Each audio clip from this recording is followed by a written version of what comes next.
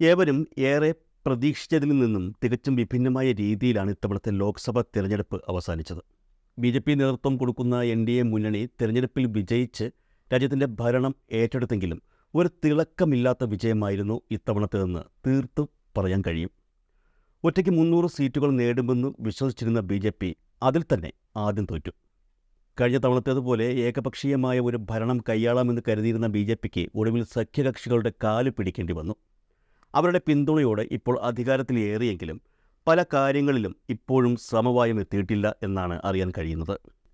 അതിലൊന്നാണ് ലോക്സഭാ സ്പീക്കർ സ്ഥാനം. ഏകപക്ഷീയമായ ഒരു സ്പീക്കർ തിരഞ്ഞെടുപ്പ് ഇത്തവണ നടക്കാൻ സാധ്യതയില്ലെന്ന് തന്നെയാണ് റിപ്പോർട്ടുകൾ സൂചിപ്പിക്കുന്നത്. അതിന് കാരണം ലോക്സഭാ സ്പീക്കർ സ്ഥാനം ആവശ്യപ്പെട്ട് തെലുങ്കുദേശം പാർട്ടി രംഗത്തെത്തിയിരിക്കുകയാണ്. 18ാം ലോക്സഭയുടെ ആദ്യ സമ്മേളനം ജൂൺ 24 മുതൽ ആരംഭിക്കുമെന്നും ഈ സമയത്ത് പുതിയ സ്പീക്കറെ തിരഞ്ഞെടുക്കാനും സാധ്യതയുണ്ട്. ഭരണകക്ഷിയായ ദേശീയ ജനാധിപത്യ സഖ്യത്തെ നയിക്കുന്ന ഭാരതീയ ജനതാ പാർട്ടി എന്ന ബി.ജെ.പി. സ്പീക്കറുടെ കസേര മറ്റാർക്കും വിട്ടുകൊടുക്കാൻ ഒരുക്കമല്ല എന്നാണ് സൂചനകൾ.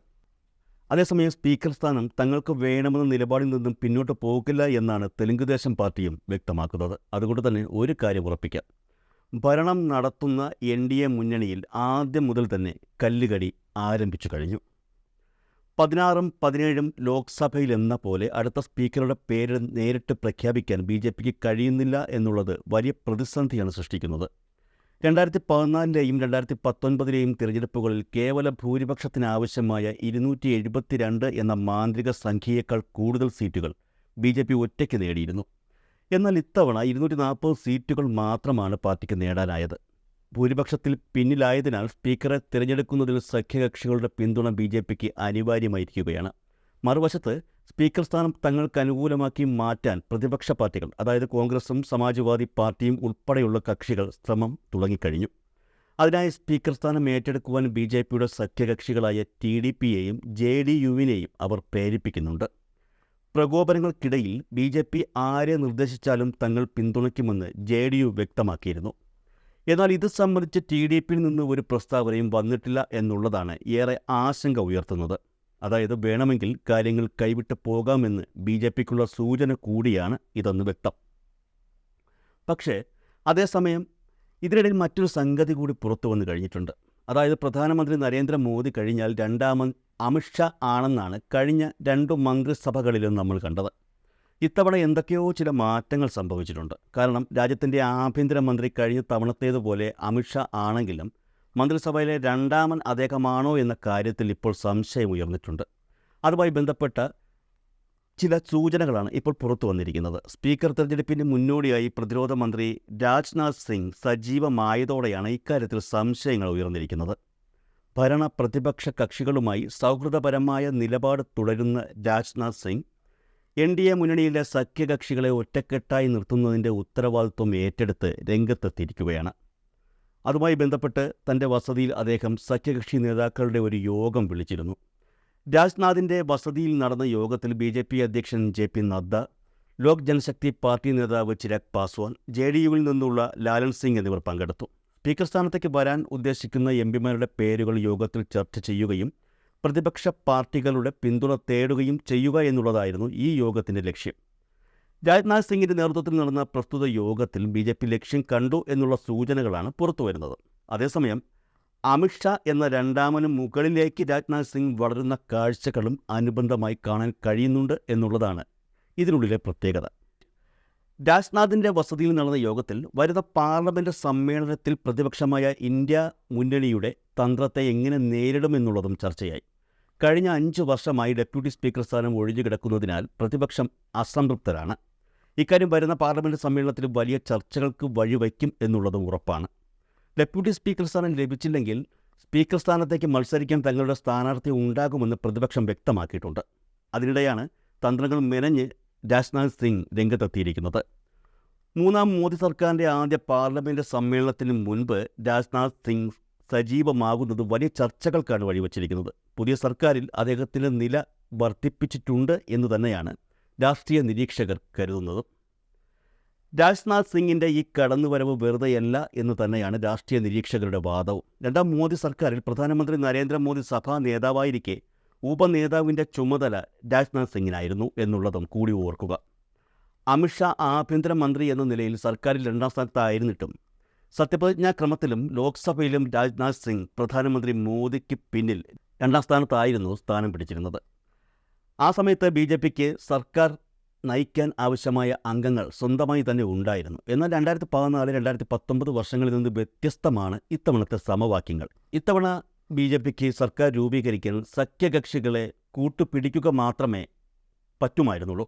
പല സഖ്യകക്ഷികളും പല സ്വഭാവക്കാരായിരുന്നു.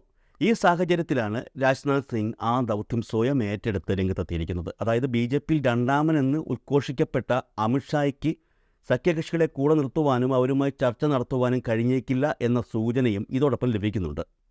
എല്ലാവരുമായി നല്ല ബന്ധം പങ്കിടുന്ന രാജ്നാഥ് സിംഗ് അതുകൊണ്ട് തന്നെയാണ് അമിത്ഷായുടെ തലയ്ക്ക് മുകളിലൂടെ പറന്ന് ഇപ്പോൾ 2ാം സ്ഥാനത്ത് എത്തി നിൽക്കുന്നത്. അതേസമയം എന്തുകൊണ്ടാണ് സ്പീക്കർ സ്ഥാനം BJPക്ക് പ്രധാനമായതെന്നുകൂടി അറിയണം. 1999 NDA സർക്കാരിൻ്റെ കാലത്ത് നടന്ന സംഭവമാണ് ഇക്കാര്യത്തിൽ BJPയെ ഭയപ്പാടിൻ്റെ വക്കത്ത് നിർത്തുന്നത്. അന്ന് സർക്കാർ രൂപീകരിച്ച ഏതാനും മാസങ്ങൾക്കുള്ളിൽ പ്രസ്തുത സർക്കാർ ന്യൂനപക്ഷമായി മാറി. ആ സമയത്തും തെലുങ്കുദേശം പാർട്ടി NDAയിൽ ഉൾപ്പെട്ടിരുന്നു. സർക്കാരിനെ പിന്തുണച്ചതിന് പകരമായി TDP സ്പീക്കർ സ്ഥാനം മാത്രമാണ് ആവശ്യപ്പെട്ടത്. BJP സമ്മതിക്കുകയും ചെയ്തു. എന്നാൽ അത് BJPയുടെ ചരിത്രത്തിലെ ഏറ്റവും മണ്ടത്തരമായ തീരുമാനമായി മാറുകയായിരുന്നു. ലോക്സഭാ സ്പീക്കറായി TDPയുടെ ബാലയോഗ്യ അധികാരമേറ്റു. അടൽ ബിഹാരി വാജ്പേയി പ്രധാനമന്ത്രിയായി. എന്നാൽ കൂട്ടുകക്ഷികളെ നിയന്ത്രിച്ച് സർക്കാരിനെ മുന്നോട്ട് നയിക്കുക എന്നുള്ളത് BJPക്ക് വലിയ ബുദ്ധിമുട്ടായിരുന്നു ഏർപ്പെടുത്തിയത്. അന്ന് NDA സർക്കാരിൻ്റെ ഭാഗമായിരുന്ന AIADMK അധ്യക്ഷ ജയലളിത ചില അഭിപ്രായ വ്യത്യാസങ്ങളുടെ അടിസ്ഥാനത്തിൽ പിന്തുണ പിൻവലിച്ചു. ഇതോടെ 13 മാസം നീണ്ട ആ സർക്കാർ വീണു. സർക്കാർ ന്യൂനപക്ഷമായി മാറിയതിനാൽ സഭയിൽ വിശ്വാസ വോട്ടെടുപ്പ് നടന്നു. ആ വോട്ടെടുപ്പാണ് ഒരിക്കലും ഇഷ്ടപ്പെടാത്ത ഓർമ്മ സമ്മാനിച്ച് BJPയെ തകർത്തത്. സഭയിൽ നടന്ന ഈ വിശ്വാസ വോട്ടെടുപ്പിൽ ഒരു വോട്ടിന് വാജ്പേയി സർക്കാർ വീഴുകയായിരുന്നു. ലോക്സഭാ സ്പീക്കർ എന്ന നിലയിൽ TDP അന്ന് വലിയൊരു കളിയാണ് നടത്തിയത്. അന്നത്തെ ഒഡീഷ മുഖ്യമന്ത്രി ഗിരിധർ ഗമാംഗിനെ വോട്ട് ചെയ്യാൻ ബാലയോഗി അനുവദിച്ചിരുന്നു. 3 മാസം മുമ്പ് മാത്രമാണ് അദ്ദേഹം മുഖ്യമന്ത്രിയായത്. അതിനു മുമ്പ് അദ്ദേഹം ലോക്സഭാ MP ആയിരുന്നു. എന്നാൽ മുഖ്യമന്ത്രിയായി 3 മാസം കഴിഞ്ഞിട്ടും അദ്ദേഹം MP സ്ഥാനം രാജിവച്ചിരുന്നില്ല. ഗിരിധർ ഗമാംഗ് ചെയ്ത ആ ഒരു വോട്ടിനാണ് അന്ന് വാജ്പേയി സർക്കാർ വീണത്. 25 വർഷങ്ങൾക്ക് ശേഷം വീണ്ടും ചരിത്രം ആവർത്തിക്കുമോ എന്നുള്ളതാണ് BJPയുടെ ഭയം. സഭയിൽ വീണ്ടും NDA സഖ്യത്തിന് ഭൂരിപക്ഷമുണ്ടെങ്കിലും ഇത്തവണയും TDP അവർക്കൊപ്പം തന്നെയുണ്ട്. അതുകൊണ്ട് തന്നെ തെലുങ്ക് പാർട്ടിക്ക് സ്പീക്കർ സ്ഥാനം കൊടുക്കാൻ BJP ഒരിക്കലും ആഗ്രഹിക്കുന്നില്ല എന്ന് തന്നെ പറയേണ്ടി വരും. അടൽ ബിഹാരി വാജ്പേയി അദ്വാനി കാലഘട്ടത്തിലെ BJPയുടെ തിരഞ്ഞെടുത്ത മുഖങ്ങളിൽ ഒരാളാണ് രാജ്നാഥ് സിംഗ്. അടൽ ബിഹാരി വാജ്പേയിയുടെ നേതൃത്വത്തിലുള്ള സഖ്യ സർക്കാരിൽ മന്ത്രിയായും 2 തവണ BJP ദേശീയ അധ്യക്ഷനായും രാജ്നാഥ് സിംഗ് പ്രവർത്തിച്ചിട്ടുണ്ട്. സർക്കാരിൽ മന്ത്രിയായിരിക്കുകയും ഭൂരിപക്ഷം കുറഞ്ഞിട്ടും സഖ്യകക്ഷികളുടെ സഹായത്തോടെ ഭരണകാലം പൂർത്തിയാക്കുകയും ചെയ്ത രാജ്നാഥ് മോദി സർക്കാരിലെ കൂട്ടുകക്ഷി രാഷ്ട്രീയത്തിൻ്റെ ഏറ്റവും പരിചയസമ്പന്നമായ മുഖങ്ങളിലൊന്നാണ്. ചർച്ചകളിലൂടെ പ്രശ്നങ്ങൾ പരിഹരിക്കുന്ന സൗമ്യനായ നേതാവെന്ന പ്രതിച്ഛായയും രാജ്നാഥ് സിംഗിനുണ്ട്. എല്ലാ പാർട്ടികൾക്കിടയിലുള്ള സ്വീകാര്യതയും രാജ്നാഥ് സിംഗിനെ പ്രാധാന്യമുള്ളതാക്കുന്നു. പ്രതിപക്ഷ പാർട്ടികളിൽ പോലും രാജ്നാഥ് സിംഗിന് ആരാധകരുണ്ട്. പല സുപ്രധാന സന്ദർഭങ്ങളിലും പാർലമെൻറ്റിൽ സ്തംഭനാവസ്ഥയുണ്ടായപ്പോഴൊക്കെ മോദി സർക്കാർ രാജ്നാഥ് സിംഗിനെ ആശ്രയിച്ചിട്ടുണ്ട്. പ്രതീക്ഷിച്ചിരിക്കാതെ ഇത്തവണ BJPക്ക് കേവല ഭൂരിപക്ഷം തേക്കാൻ കഴിഞ്ഞില്ല. ഈ സാഹചര്യത്തിൽ അമിത്ഷാ അല്ല രാജ്നാഥ് സിംഗാണ് കാര്യങ്ങൾ മുന്നോട്ട് കൊണ്ടുപോകാൻ യോഗ്യനെന്ന് മറ്റാർക്കും അറിയില്ലെങ്കിലും നരേന്ദ്രമോദിക്ക് അറിയാമായിരിക്കും. രാജ്യം കണ്ട ഏറ്റവും ബുദ്ധിമാനായ പ്രധാനമന്ത്രി എന്നാണല്ലോ BJP പ്രവർത്തകർ നരേന്ദ്രമോദിയെ വിശേഷിപ്പിക്കുന്നത്. അത്തരത്തിൽ ബുദ്ധിയുള്ളത് കൊണ്ടാണെന്ന് തോന്നുന്നു അദ്ദേഹം അമിത്ഷായെ വിട്ടിട്ട് രാജ്നാഥ് സിംഗിനെ ആശ്രയിച്ചു തുടങ്ങിയത്.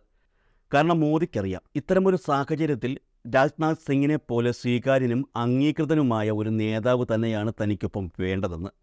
എന്തായാലും മോദി അമിത്ഷാ കൂട്ടുകെട്ട് എന്നതിന് പകരം മോദി രാജ്നാഥ് സിംഗ് കൂട്ടുകെട്ട് എന്ന് പറയാനുള്ള സമയമായിരിക്കുന്നു എന്ന് തന്നെ ഉറപ്പിക്കാം.